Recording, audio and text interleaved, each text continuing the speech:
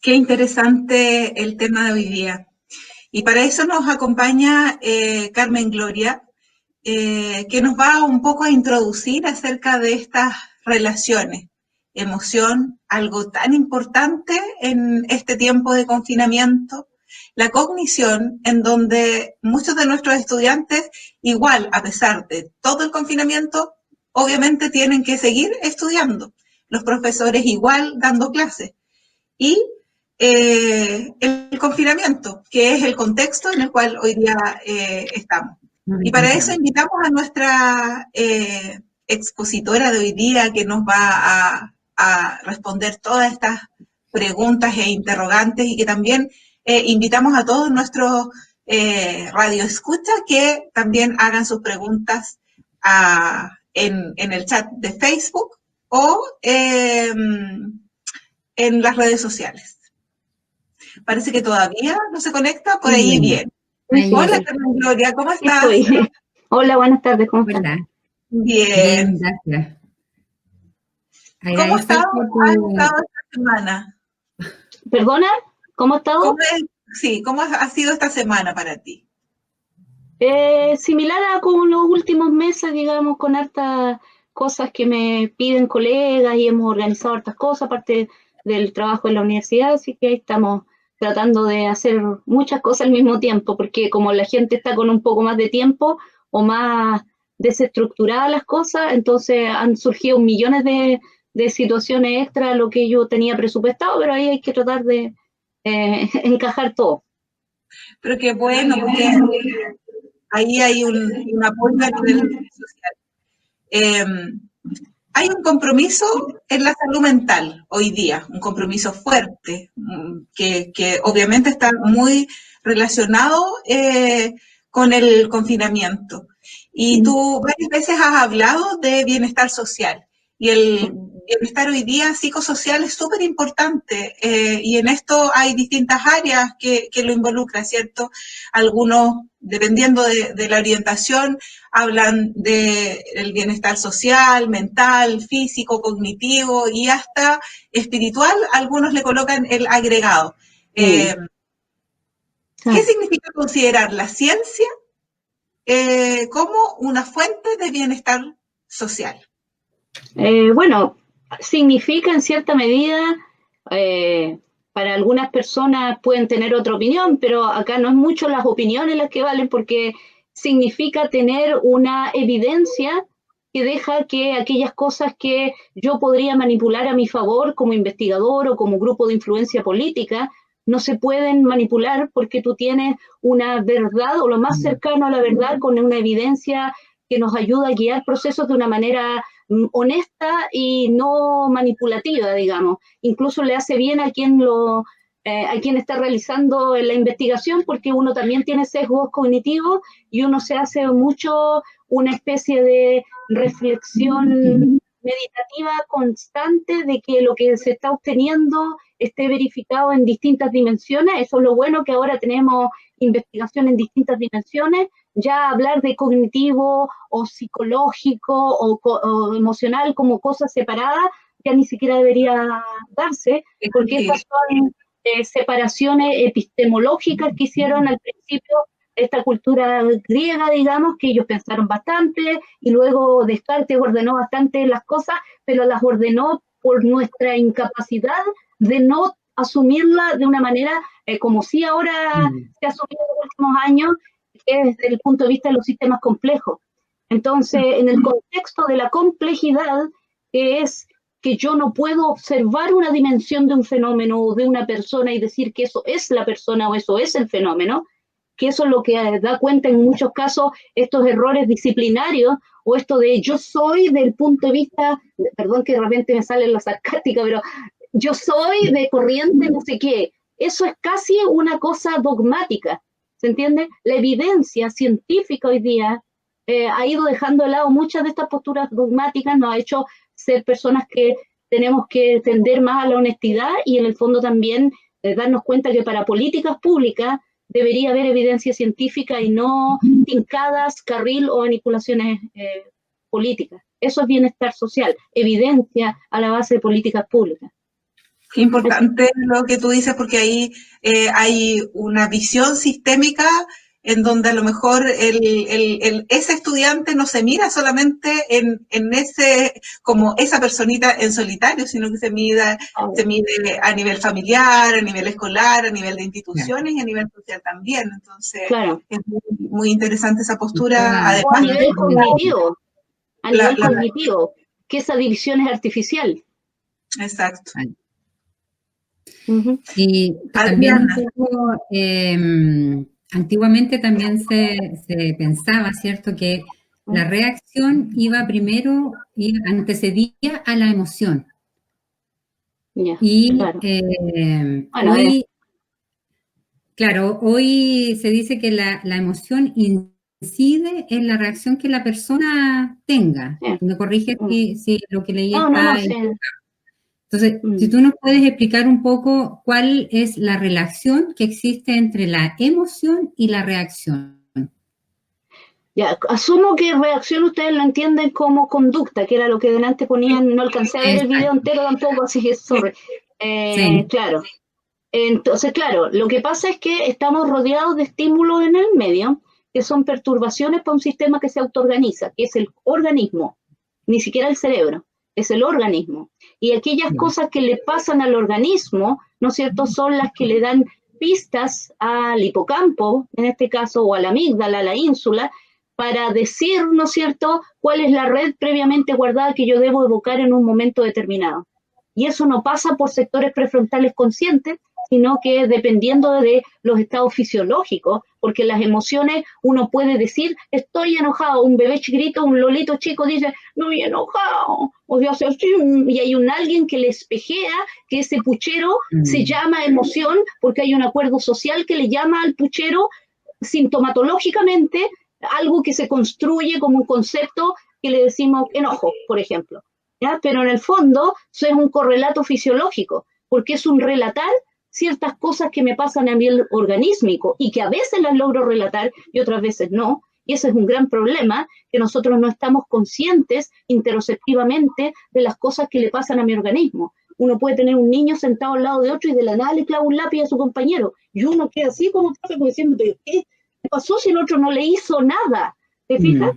Pero resulta que hay situaciones corporales, organísmicas de ese niño que lo descompensaron a nivel no solo personal, sino, por ejemplo, el nivel de estrés que el compañero tiene si está haciendo un ejercicio de matemática que no le pega mucho y está choreado con el ejercicio, está enojado con eso. Y este otro niño en su contexto, ciertas señales de inquietud motora, de apretón, ¿no es cierto?, de oler a estrés, le dan la señal que en su casa implica que alguien con consumo de droga le va a dar un cachetazo, un clima más grande, ¿te fijas? Ese tipo de cosas. Entonces, evidentemente tú de afuera puedes ver la reacción, ¿te fijas? Pero hay un correlato interno del que ni siquiera yo a veces puedo dar cuenta porque soy niño, sobre todo, ya cuando no das cuenta cuando eres grande ya es un problema grave.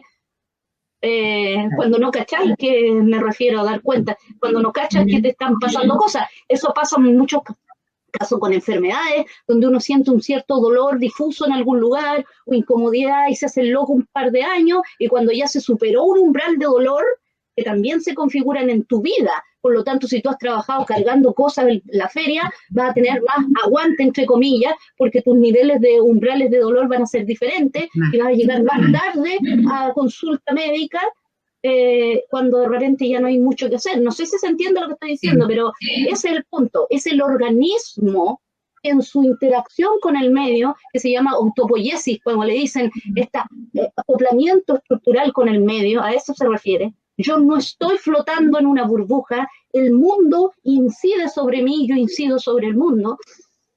Lo que vuelo alrededor del mundo, me llega mi vuelo olfatorio, le dice a la amígdala que este gallo es peligroso, te fijas, o que, no sé, hizo un movimiento raro, miró extraño, todas esas cosas que yo te las estoy verbalizando y a veces ni siquiera uno aprieta el paso cuando va en la noche y siente un ruido medio raro, o alguien que caminó y cambió el ritmo, no sé si se entiende el ejemplo, pero en el fondo ni siquiera es que me alcanzo a pasar el rollo mental, es decir, no hay una mentalización de una voz que habla acerca de la cosa, sino que una reacción. pero en niños pequeños eso se nota mucho más. Entonces, cuando yo opto por discursiar a la gente o a un niño decirle discursivamente algo, pero no apelar a un entrenamiento de capacidad fisiológica de que esté para adentro, que me está ardiendo la guata, que estoy apretando los músculos antes de que le clave el lápiz al niñito del lado, si yo no entreno eso, no estoy haciendo autorregulación emocional y voy a tener reacción. No sé si me alargué mucho, pero eso. No, está bien. En este sistema de complejidad, porque está rodeado de muchos sistemas que se interactúan entre sí y cada impacto o cada reacción tiene impacto en los otros, como un gran engranaje.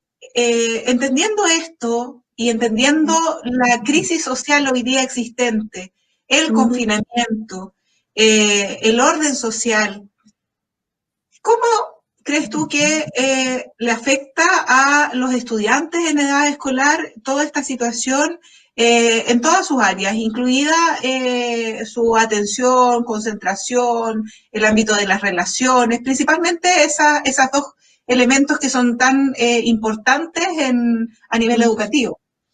Claro, a ver, yo puedo tener cualquier tipo de estructuras sociales previas a esta pandemia, ¿no es cierto? Puedo vivir con mi abuelita a las dos solas y yo tengo 8 años y vivo con mi abuelita, o puede ser un lolo de 15 años que vive con una tía, o un niño que vive con sus papás de 8, por ejemplo. Esas son situaciones diferentes.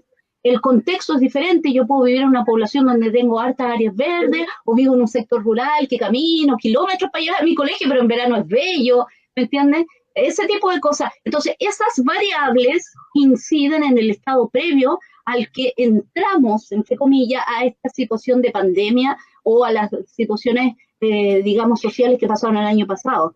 Entonces, en el fondo, las condiciones que yo previamente tenía en mi estructura, ¿no es cierto?, a nivel corporal y en lo que se llama el conectoma, que es el gran concepto hoy día, que en el fondo es la conectividad funcional neural que se da a través de las trayectorias del desarrollo. La trayectoria del desarrollo no son las etapas que yo paso, que yo tengo 8 años y estas son mis características, tengo 12 años y estas son... Eso es una caricatura psicológica antigua que ya chao, porque la evidencia neurocientífica que es multidimensional y además he trabajado muchas cosas de psicología, lo digo porque soy psicóloga además de profe, y lo digo con objetividad, es evidencia, lo otro en muchos casos es una suposición, y que se construye un palacio alrededor de unas suposiciones y ahora no se hace eso. ¿No es cierto? Muestra que no es estas dimensiones separadas y disjuntas, que en el fondo esto que se llama bienestar subjetivo, porque en el fondo no es psicológico, sino que yo tengo una visión subjetiva de mí misma, tú tienes una de ti misma, ¿verdad? Los colegas, cada uno tiene una de uno mismo, pero hay hechos físicos que hacen que esa visión subjetiva o la salud mental, cuando tú decías, ¿no es cierto?, que todavía se hace esta división tan, no sé cómo decirla, ineficiente de la salud, ¿no es cierto?, porque en el fondo, cuando yo tengo problemas de salud mental, tengo problemas neurobiológicos, bioquímicos, causados por algo social externo o causados por un desequilibrio biológico que también se produce por interacciones externas, pero que a lo mejor no es directamente que se me murió mi abuelita y estoy deprimido por eso, sino que es un bajón inexplicable por nada, pero tiene que ver con factores que, ¿no es cierto?, pueden ser estrés del medio, problemas, ¿no es cierto?, de que yo no logro gerenciar los tiempos que tengo y eso influye sobre mi sistema inmunológico y mi nivel serotoninérgico, ese tipo de cuestiones, ¿te fijas? Entonces, como tú entraste a la pandemia, en las condiciones en que tu organismo estaba, tú vas a salir mejor o peor parado. Ese es el punto. Y eso tiene que ver con, por ejemplo, las condiciones del medio previas que tú tuviste y las condiciones que estás viviendo ahora. O sea, por ejemplo, si yo estoy, y eso también la evidencia lo muestra, y es una cosa, es un efecto universal, ¿ya? O sea, a todos nos afecta, pero nos afecta diferente en relación a las condiciones previas. ¿Se entiende lo que estoy diciendo, no? O sea, una cuestión que a todos nos pasa, todos nos afectó esta cuestión, pero yo, si yo tenía mejores condiciones previas, la voy a sacar mejor la situación, digamos, y no me refiero solo a condiciones económicas, sino a condiciones sociales, de apoyo social, ¿no es cierto? Que hay gente que antes se le decía clase media, que está...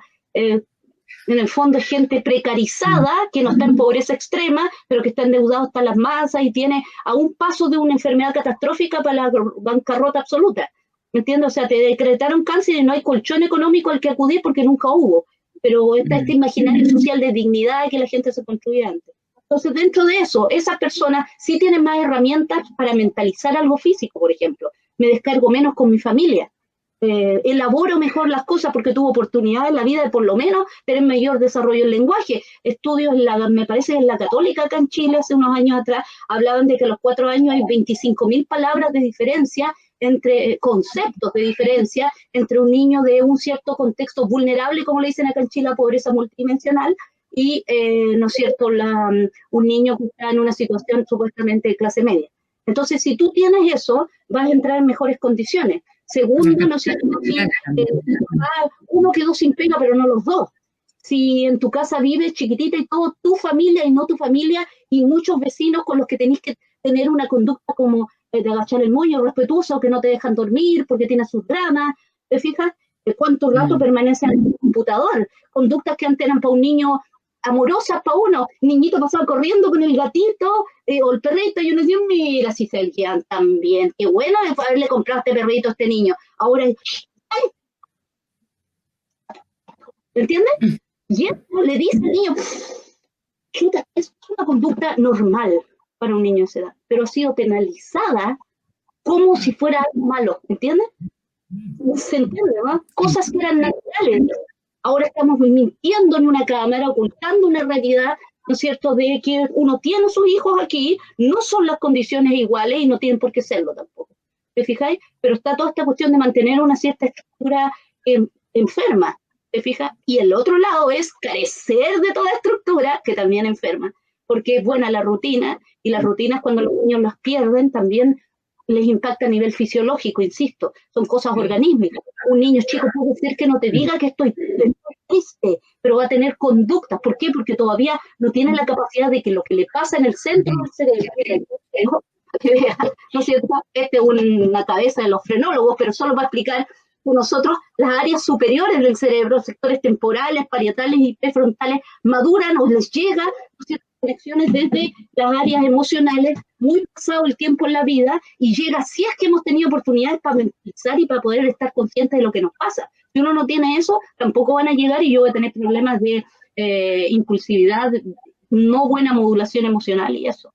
Entonces, la luz, por ejemplo, que yo estoy teniendo en la casa, antes era luz natural, que yo salía, y las longitudes de onda, azulinas, blanquecinas, producen trastornos del sueño en personas mayores, y en otros incluso, yo soy viejita pero no tengo 80 años, ¿ya? Pero personas de 80 años o personas de 60 años, por ejemplo, uno tiene un daño acumulativo, y cuando eres chiquitito te produce trastornos del sueño también, que a su vez dificultan los aprendizajes porque nos dejan espinas dendríticas que deberían desaparecer, y residuos metabólicos, las proteínas tau y beta-amiloides, que están asociadas hasta con Alzheimer y con demencia frontotemporal. Entonces tú tienes una avalancha de cosas que han pasado, pero algunos van a salir peor porque las condiciones previas que tenían no eran las más adecuadas, y ahí una vez más tú ves que no es la biología el problema o cómo funciona el universo, sino la inequidad social la que genera las patologías prioritariamente.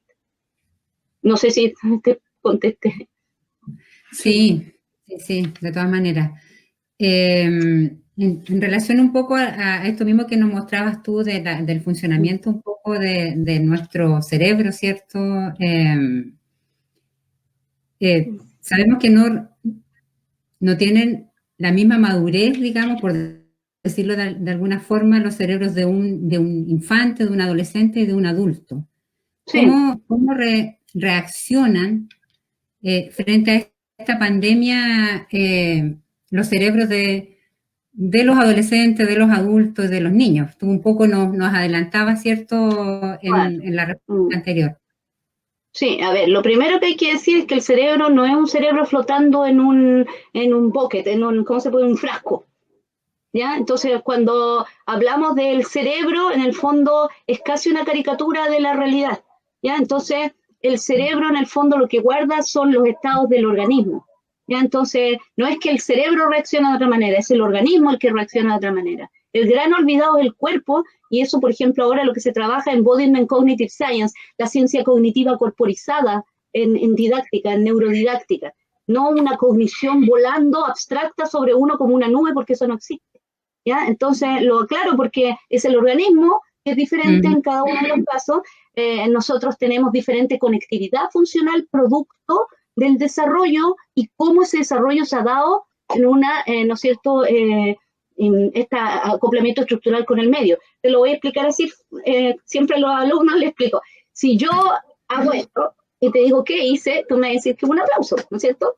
Ese es un fenómeno emergente. ¿Ah? Pero si yo te digo, ¿cómo sonó mi palma derecha cuando yo aplaudí? ¿Me puedes contestar eso? No. ¿Se puede? Hay gente que me dice, sonó flash, otro flash. A mí me da risa porque la gente si tiene una hipótesis. No, porque tú estás separado, porque la cultura occidental te enseñó que hay realidades disjuntas y no que hay fenómenos emergentes que surgen de la interacción de cosas que si tú los separas se acaba el fenómeno. Entonces el desarrollo de las personas es producto del acoplamiento estructural con el medio. Hay relojitos internos del desarrollo que vienen genéticamente preprogramados, pero lo que te pasa en tu organismo durante ese desarrollo en relación con el medio produce lo que es, ¿no es cierto?, la epigenética, que son cambios que pueden silenciar genes o sobreexpresarlos, ¿no es cierto?, porque el medio le dijo a través del organismo a esos genes que hay que adaptarse al medio, ¿no es cierto?, y que por lo tanto hay que pasar, hay que, ¿no es cierto?, no sé, hay que silenciar estos genes y estos otros sobreexprésalo, porque mira que está peligroso este trayecto. No sé si se entiende lo que estoy diciendo. Entonces, cuando tú me dices la diferencia entre el cerebro, eso es qué diferencia hay entre las trayectorias del desarrollo, ¿te fijáis? Porque, insisto, los profesores ni siquiera enseñamos nada cognitivamente. Nosotros producimos cambios físicos en los alumnos. Y esta es la perspectiva actual, no eso de meter información o contenidos. Nosotros no hacemos eso. Nosotros estamos cambiando redes que se fabrican porque al organismo le pasó algo. Y la huella de lo que le pasó, cuando es útil para algo, aunque sea para adaptarse a un ambiente que para mí como observador externo no es el mejor ambiente, pero ese pobre cabro sobrevivió ahí, esa configuración neural se va a mantener durante el tiempo que sea adaptativa. Y eso, en el fondo, esos cambios son los que ocurren en el desarrollo. Entonces, un lolo chico todavía no tiene, ¿no es cierto?, crecimiento de materia blanca en los sectores temporales, parietales y el sector prefrontal. Un lolo, si ha tenido suerte en la vida, ese es el punto, que yo sé que es triste, pero si ha tenido suerte en la vida de tener a alguien que le dio apego seguro y no pasar niveles de estrés tóxico o maltrato, digamos, negligencia, entonces va a tener la capacidad, ¿no es cierto?, de asociar cosas que le pasan al organismo con las posibles consecuencias de actuar en relación a eso. Va a poder, si tuvo acceso a educación, tener, ¿no es cierto?, mentalización, es decir, cantidad de palabras que expliquen con riqueza estados internos, estados corporales y estados de observación del medio, ¿ya? Y mentalizar, que se llama. Y ahí es cuando tenemos, ¿no es cierto?, crecimiento desde el centro del cerebro a los sectores de acá, los temporales, que rodean nuestras orejitas. Y luego sectores parietales que asocian las consecuencias de las cosas y entonces uno hipotetiza, no, mejor no voy. ¿Te fijas? Eso, y finalmente la conciencia de planear, ponerse tiempo, ahorrar plata, perseverar, aguantarse una situación y no tirarse impulsivamente, eso ocurre, con suerte, al final de la adolescencia, 20, 25 años. No sé si te estoy contestando, pero esas son trayectorias del desarrollo y esas son diferencias en cuanto a cómo hay una distribución de la materia blanca que metastabiliza el conectoma. Y eso a la gente le suele llamar madurez, pero te insisto que no es ni siquiera el puro relojito biológico, sino que tiene que ver mucho con las opciones que uno tiene en el medio. Si no has tenido oportunidad, yo he trabajado con chicos infractores de ley, por ejemplo, y tú ves que tienen berrinches al nivel de los 5 años, les cuesta mucho decir, te dicen, mami, que yo, ¿se me entiende? Porque mucho ruido y se mueven porque no tienen carencias de verbalización y están tratando de decirte algo y no pueden. Van a tomar algo y lo botan y se les rompe porque son impulsivos, porque nadie les tomó la manito a los 4 años y les enseñó a tomar el lápiz con amor. ¿Te fijas? Entonces, si tú vas a tener esa madurez esperable al final de la adolescencia. Bueno,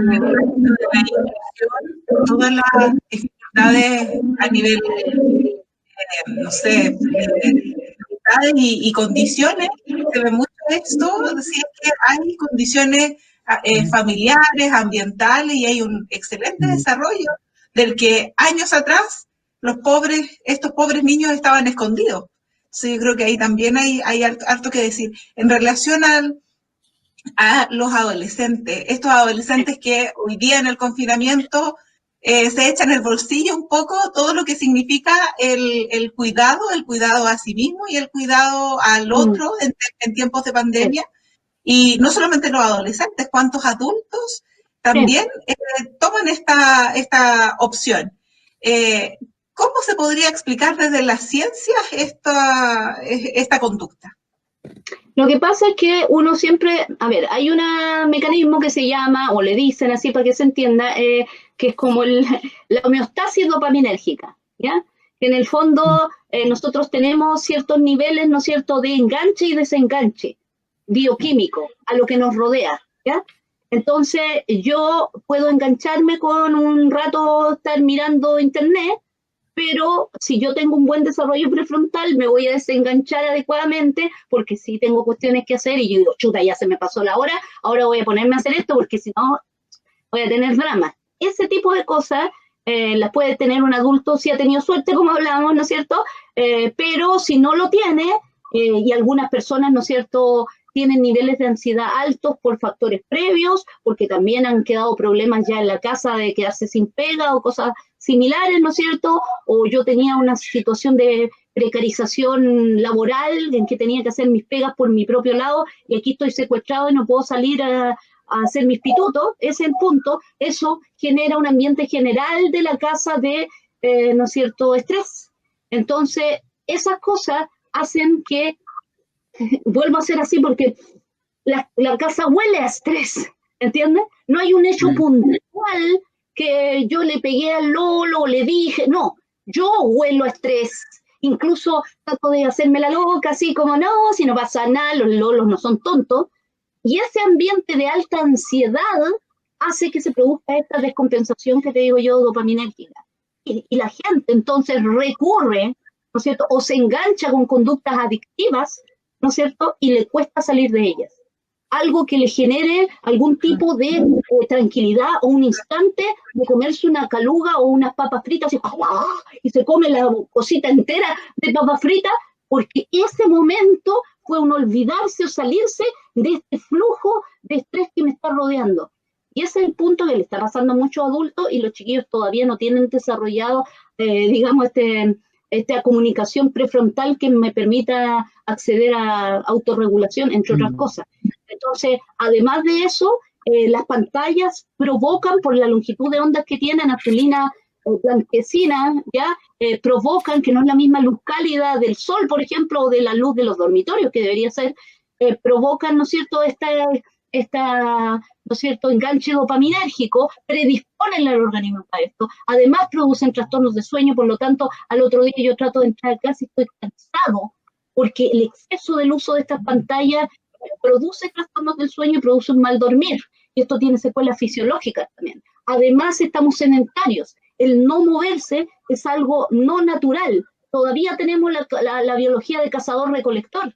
Estos vicios sociales de pasar el computador, si es que no estoy trabajando, haciendo nada, te fijas, yo en el celular haciendo nada, con mi guagua. Aquí yo no sé si a usted le ha pasado que los gatos se enojan mucho. Los gatos, yo he visto varios videos de gatos que me han mandado, colegas, en serio, no deben entender, ellos han filmado, así, filmando el gato se le acerca y le empieza a mover porque los gatos necesitan, los niños necesitan y todos necesitamos que nos pesquen un rato y nos digan hola, hacer contacto visual, eso se llama cerebro social, y justamente el hecho de estar todo el día en esto también produce desconfiguraciones del cerebro social, sobre todo en niños pequeños, ¿no es cierto? Los adolescentes, esta pérdida de equilibrio dopaminérgico, que en ellos ni siquiera está bien logrado el equilibrio todavía, en los lolos más chicos, estas desconfiguraciones del cerebro social, de que en el fondo observar los microgestos de los otros, las posturas corporales, el estado fisiológico que esa persona tiene, construye mi capacidad de conocer cómo funciona un ser humano. Y como yo soy chiquitito y estoy en el proceso, más encima el proceso se me desconfiguró. ¿Ya? Y los lolos en este caso, ¿no es cierto?, tienen estas conductas porque precisamente hay altos niveles de estrés en general. Segundo, porque estamos rodeados de este ambiente de internet que se llama la posverdad, donde salen millones de chismes y mentiras y nadie verifica la fuente. Ahí, ojo, los periodistas deberían ayudarnos un poco a los profes de ciencia. Yo estoy haciendo una investigación que se llama todo esto desafío para los profesores de ciencia en la era de la posverdad. Y claro, los chiquillos le creen más al internet o al Kawin que lo que uno le está explicando. La autoridad también ha perdido credibilidad, entonces si yo no tengo cercanía y apego, ahí hay situaciones bien complejas. Entonces, vivir rodeado de posverdad, tener ansiedad en la casa, en distintos niveles, yo estar en un proceso sensible del desarrollo, ellos están en la adolescencia sufriendo cambios fisiológicos. Cada vez que el organismo cambia, mi conectoma tiene ciertos cambios también porque se tiene que adaptar a gestionar o a gerenciar al organismo. Entonces, todas estas cuestiones sumadas hacen que la gente, además de estar sedentario, esté teniendo estas conductas de comer porquería, comer en un horario, comen tarde, sí, a veces se salta el desayuno, comen cachureos, almuerzan, después a media tarde siguen comiendo cachureos, estas bebidas energéticas que son fatales y no deberían consumirse tampoco, ¿te fijas? Entonces, ¿quién te lo controla? Perdiste la rutina, esta sensación de que yo ya, por último, me iba al colegio, me ponía el uniforme, tenía que adoptar cierta postura física, caminaba, me relacionaba con otros, eso si se perdió, su organismo está con craving, que le dicen los gringos, así como con la pálida del afecto y la relación directa con los demás. Y eso es una exigencia fisiológica que hace que los chiquillos se descompensen y tengan estas conductas que son de maltrato a nuestro organismo. Mucha gente... La ahora entiende el por qué ha subido algunos kilos. Todos hemos subido de peso, claro, pero hay gente que se ha descontrolado esto porque están teniendo estas conductas. O sea, si yo sigo comiendo exactamente como comía antes, un yogur en la mañana con avena y con fruta, por ejemplo, que soy una persona ordenada, pero eso yo lo gastaba subiendo 6 pisos en la universidad a pie a propósito y haciendo clase y moviéndome, y ahora estoy aquí sentada todo el día, aunque coma lo mismo voy a engordar. Ese es el punto. Ahora, tú nos explicabas hace un momento, claro, que nuestras rutinas sin duda han cambiado con esto del confinamiento para sí. Todo. Y esto tiene impacto en nuestro cerebro, este cambio de la rutina. Claro, porque el horario al que yo me levanto implica que si yo me levanto a cierta hora, yo tengo una relación con la luz diferente. ¿Me entiendes? O sea, a cierto horario mi organismo se acostumbraba a que le llegaban los fotones a cierto horario, claro. Empezaba a haber un cambio bioquímico en que venía otro ciclo, nosotros tenemos ciclos circadianos y ultradianos, el metabolismo de base, cuánta energía gastaba yo, mi organismo se preparaba para gastar una cierta energía y movilizaba recursos. Ahora todo eso se cayó, todo ese orden que yo tenía. Entonces, imagínate, si una persona está en Providencia o en su fondo maravilloso y soñado, ¿no es cierto? Como dicen, sin ningún problema económico, fabuloso, igual le va a afectar. ¿Me entiendes? Porque es un universal cómo te afecta esta cosa. Estar sedentario, perder la rutina, ¿no es cierto? Y además estar todo el día relacionado con luz artificial, las del computador sobre todo, es muy malo. Ahora, si además tú tienes problemas previos o has tenido una vida difícil, te va a agarrar peor la situación. Ese es el punto. Bueno, hablando de dificultades, también los estudios y nos dicen a cada rato que la violencia intrafamiliar ha estado bastante aumentada. Y en este sentido, tú hablabas de oler el estrés. Y obviamente confinamiento uno también lo asocia a cambios de rutina y eso obviamente incide en el estrés. Y nuestro lenguaje facial, corporal, obviamente es mucho más que el lenguaje verbal. Y en este sentido, ¿qué le recomendarías tú a los padres, a los profesores, como para prever un poco y disminuir este estrés que pueden ellos estar entregando a estos niños que son su responsabilidad? A ver, cuando yo conversé la primera vez no me acuerdo con cuál de las dos hablé, bueno, con una de las dos por teléfono, ya, pero mal. Yo te dije que era que esta cuestión de cuando uno le dice, ¿me puede dar un tip para tal cosa? ¿No es cierto? Te decía que primero son unidimensionales por lo general y son una cosa superflua, superficial, ¿me entiendes? Por lo general. Entonces, la respuesta a eso es que podemos hacer ciertas rutinas que que son el mal menor, es el punto, porque no podemos salir a trotar todos los días, la gente tampoco lo suele hacer y debería, a caminar. De que tuviéramos áreas verdes, no todas las poblaciones tienen áreas verdes tampoco, ¿te fijas?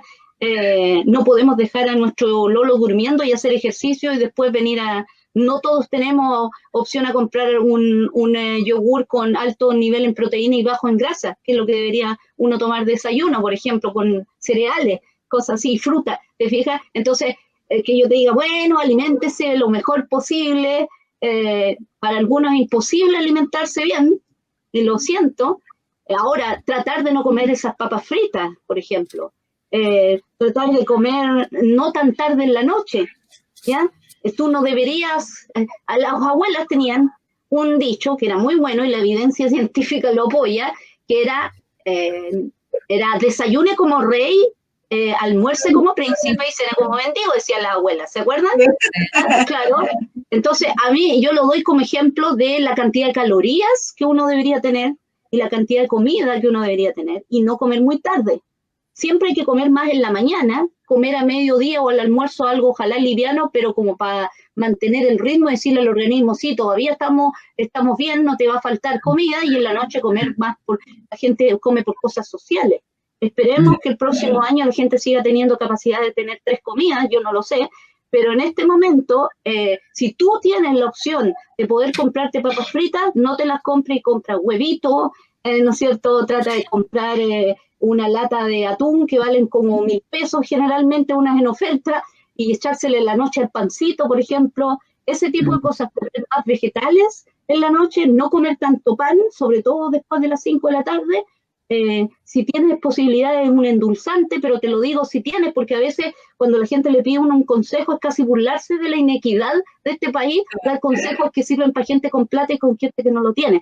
Yo he visto esos videos de autocuidado que sale una piscina maravillosa, patio, y salen las personas haciendo así yoga. Tú estás en una cosa como esta, un sucucho de una piscina, hacinado, y el estar ahí te produce molestia todos los días. Tú abres los ojos, te molesta estar vivo. Estoy diciendo una frase que me dijo una niña el otro día, una alumna que me dio una colega, porque me dijo, hable con ella, profesora, porque la colega estaba asustada. Ustedes no saben todo lo que me han contado los colegas. Me ponen audios a veces de los chiquillos diciéndole cosas. Hay colegas que se están acostando llorando en la noche, pensando cómo está ese pobre niño.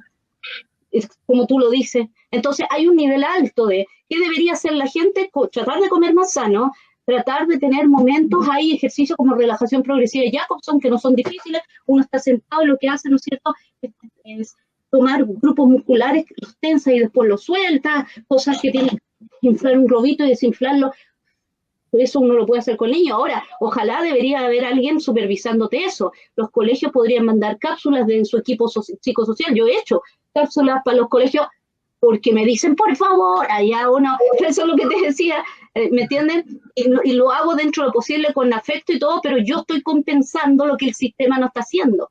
Y entonces a veces uno se siente, ¿no es cierto?, como un vendedor de drogas, porque en el fondo tú no estás haciendo un cambio estructural, sino que le estás tapando la embarrada al sistema. Entonces la gente te pide ayuda y uno ayuda como puede, pero en el fondo estoy manteniendo la estructura que debería cambiar, porque uno está compensando lo que debería estarse haciendo como un programa nacional, por ejemplo, ya que le quieren decir salud mental, debería ser salud organísmica. Nosotros ahora estamos viendo con los colegios que debería haber un plan de abordaje de las secuelas multidimensionales de la pandemia. Eso debería ser el centro del trabajo antes de volver a clase, y que espero en Dios que no vuelvan este año, para que tengan el tiempo. Ya nosotros en Barcelona, los colegas de psicología social y los de educativa, la gente de neurodidáctica, están haciendo, hicieron ya, no están haciendo, ya lo hicieron, para sumar, o sea, septiembre ya es marzo, ¿ya? Yo debería estar en este momento allá, pero me quedé secuestrada acá en Chile y voy a tener que volver ahora en febrero, el segundo semestre, a la pega, pero más encima la pandemia pasó antes en otros países. No sé si entiende que a nosotros nos llegó como con 3 meses de desfase. Si el universo te dio la oportunidad de haber visto el futuro y ver qué estaban haciendo, date con una piedra en el pecho y empieza a copiar y adaptar cosas, por lo menos. ¿Me entiendes? No que está tosudez de hay que volver a clase. La clase presencial es insustituible, lo es. Los niños deberían estar en clase presencial, deberían, pero no se puede. Ahora, si no se puede, en este tiempo lo que deberíamos estar haciendo no es esta huasca de evalúe y mienta. Un colega me decía, aquí hay el cumplimiento. ¿Cómo le dije yo al profe? Para cumplimiento, no es chiste, eso me lo han dicho colegas. ¿Me entiendes? Porque es algo tan... es antinatural, es escupirle al cielo, ¿me entiendes lo que estaba haciendo acá? Estos meses deberían haber sido para elaborar el plan de abordaje de estrategias, de estas secuelas multidimensionales, herramientas para los colegas, de autocuidado de ellos, trabajo con la familia, cápsulas, ¿no es cierto?, de trabajo muscular, ¿me entiendes? Cápsulas de aprender a respirar diferente para bajar bioquímicamente los niveles de ciertas cosas, ayuda en recetas baratas, sanas, para mantenernos menos insanos durante la pandemia, pequeños ejercicios que yo puedo hacer subiendo la cabeza sentado y haciendo así, no es chiste, para gente de tercera edad se hace para producir un movimiento, digamos, cardiovascular y incrementar, ¿no es cierto?, la tasa cardíaca. Esas cosas en un plan sistemático y ordenado multidimensional. Entonces, ¿qué tips le puedo dar?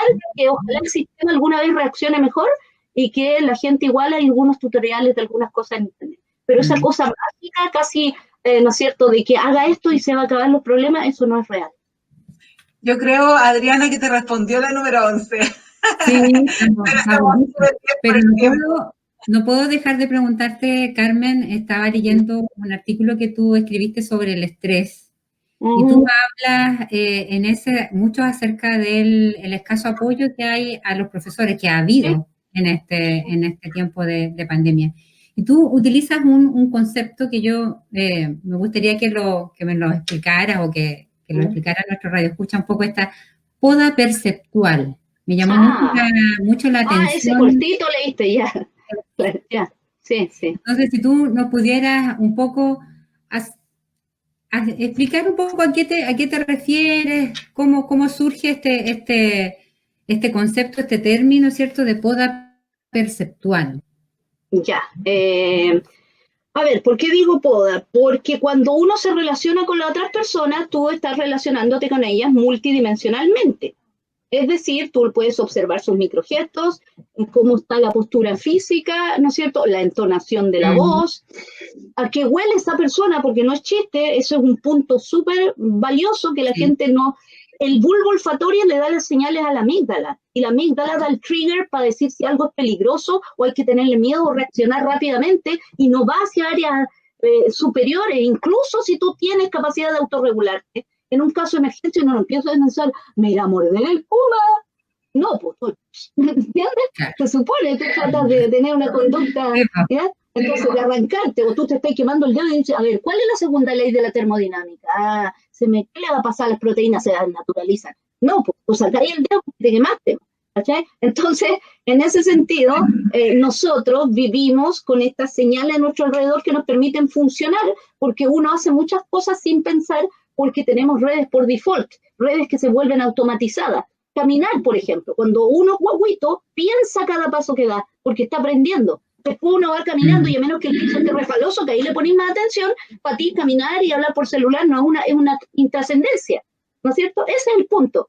Entonces, claro, efectivamente, cuando uno se relaciona con las demás personas, todo este flujo multidimensional de la percepción está entrando por distintos canales e integrándose para darle sentido a lo que una persona, por ejemplo, me está explicando a mí, como ahora.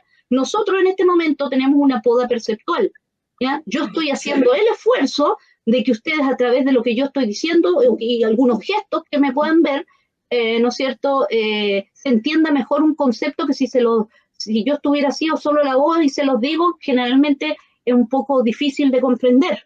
Incluso el énfasis, incluso qué tan convencido estoy de lo que estoy diciendo, que la gente huele que yo le estoy diciendo convencido de esta cuestión, todo eso ayuda a generar lo que se llaman sincronías neurales, es decir, tener una influencia en el resto. En este momento, nosotros adultos, autorregulados y que tenemos oportunidad, o hemos tenido oportunidad educativa en la vida, y que por lo menos yo no he tenido ni maltrato ni negligencia, ¿te fijas? Entonces he tenido mucha suerte en la vida. Yo, como tengo estudio, el hecho de escuchar una palabra me activa la red sin necesidad de recurrir al medio. Pero una persona que está construyendo su conectoma en este proceso del desarrollo y que además, ¿no es cierto?, necesita otro tipo de señales para darle sentido a algo que es socialmente un acuerdo o una definición, para entenderlo en la vida real, entonces esta poda nos afecta muchísimo a los profesores, porque nosotros somos el instrumento del aprendizaje, no lo que dice. Una colega allá en Tucson, yo trabajé un tiempo allá, Liz Ratzi, una que se jubiló ya, ella tenía alumnos chicano-americanos, Mexican-American, eran chiquillos inmigrantes. Y hay una ramo que se le dice English as a Second Language. Y la colega y otras colegas que gestualizaban mucho, ¿no es cierto? Gestualizaban de manera correcta, es decir, hacían metáforas corporizadas, eso se llama así. Ellas, los cabros le entendían mucho más rápido y empezaban a aprender inglés más rápido. Pero aquellas personas que se dedicaban a tratar de decirle correctamente las palabras y el concepto solamente focalizado en eso, o en el dibujo que estaban haciendo en la pizarra y no en lo que le estaban transmitiendo como significado, los chiquillos no les entendían de las mismas palabras. Y en contextos de vulnerabilidad, donde tienes este gap de 25.000 palabras que se incrementan el tiempo, ¿entiendes? Los profesores, y eso lo dijo la Liz, yo me doy cuenta, dijo ahora, que nunca se me olvida esa frase, que los niños no leen el libro, me están leyendo a mí. Ese es el punto. Nosotros somos la herramienta de aprendizaje. Es insustituible, por lo menos en etapas tempranas y hasta la adolescencia, inicios de la adolescencia, la clase presencial, sobre todo en contextos de vulnerabilidad, porque tú tienes que compensar con tu organismo muchas cosas de las que los chiquillos carecen, ¿te fijáis? O los retrasos que tienen porque no han tenido oportunidades previamente. Si tú no tienes eso, la clase se hace súper difícil. Y los chiquillos, no sé, pues se desmotivan, apagan la cámara, además de todo el dramón que puede estar pasando en la casa. Sin duda, Carmen nos ha dejado un montón de tareas que vamos a tener que rápidamente empezar a ir a trabajar. Muy, muy agradecida de que nos acompañaras hoy día. Sí, yo creo que todos los que nos escucharon quedaron gratamente con toda tu experiencia, todo el contenido que entregaste, súper agradecida. Adriana. No, solo agradecer tu excelente disposición para acompañarnos en este humilde programa de radio y espero que te hayas sentido cómoda con nosotras y agradecer, nada más agradecer toda tu experiencia y tu sapiencia que nos acompaña. Ya, pues muchas gracias. Es súper bien de febrero a Barcelona y bueno, a continuar, ojalá desde allá apoyando a tu Chile. Sí, o sea, se hace lo que se puede, pero como les digo, de aquí a enero todavía hay opciones de hacer hartas cosas, si es que la gente se mueve también, porque ese es el punto. Todos tenemos que entre todos construir la sociedad que queremos. Oh, y un abracito, muchas gracias. Vale, listo, chao. Chao. Vale, gracias. Excelente invitada. Excelente, muchas cosas que sin duda tienen que ver, ¿cierto? Sobre todo con los procesos de aprendizaje de los estudiantes en este tiempo de pandemia. Muchos desafíos para